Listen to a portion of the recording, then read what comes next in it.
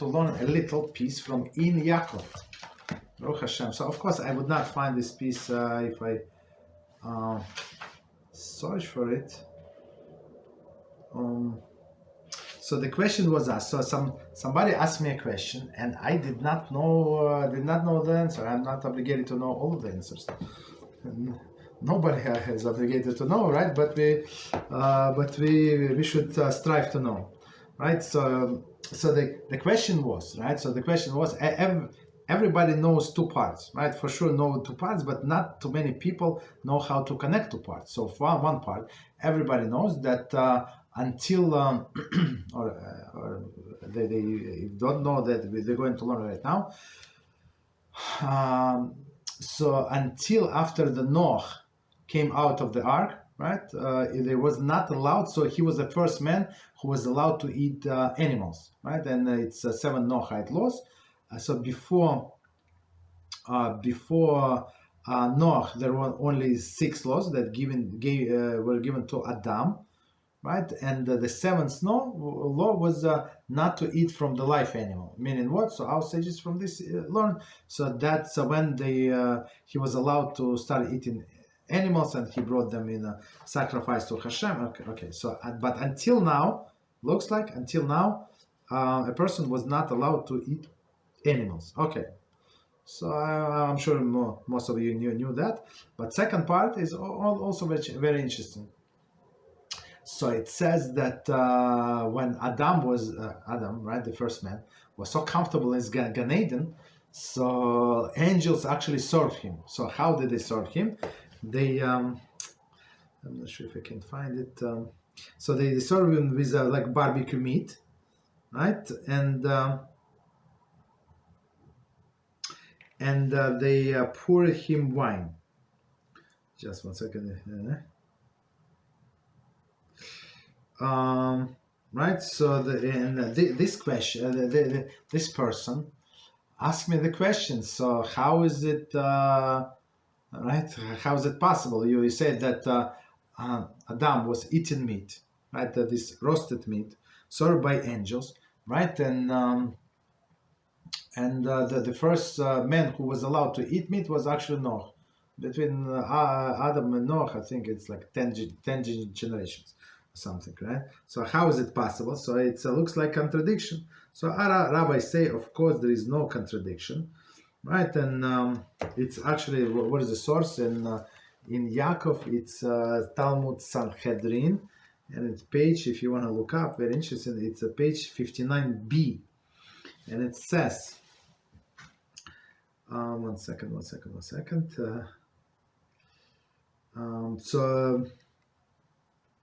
So the Gemara answers, this refers to meat that came down from heaven. So Adam was eating the meat that came down from heaven. Gemara asks, but does meat come down from heaven? So it's a good question. We know the rain comes down from heaven, or other elements come down from heaven, but meat comes down from heaven? Yeah, it's a good question.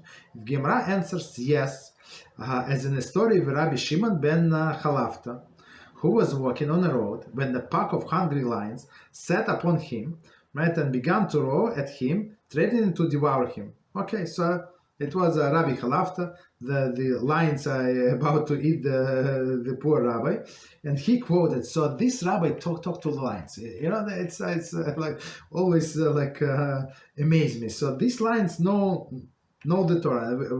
We don't know the Torah, but lions knew, right? What did Rabbi Chalafta said?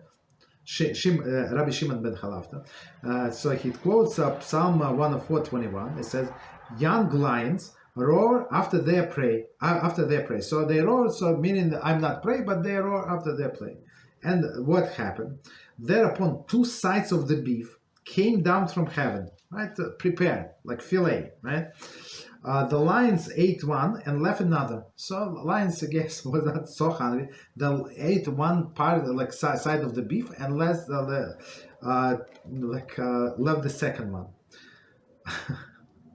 This Rabbi Shimon ben Chalafta brought to the Beis HaMedrash, right? So he brought to Beis HaMedrash, and he asked if this fit to be eaten or not. So okay, so he's a rabbi, but many times, why every rabbi must have a rabbi, right? Why? Because sometimes you bias. Doesn't matter. You're trying to be God-fearing, but you bias. So in order to be you God-fearing, so you have to have somebody who is not he's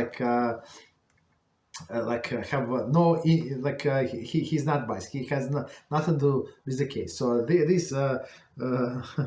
this Rabbi Shimon Bar Chalafta, of course, if a person prays, right, and the meat comes down, like Hashem sent special protection in the forms of meat, that this alliance would leave them alone. So he's a holy person. We understand that, right?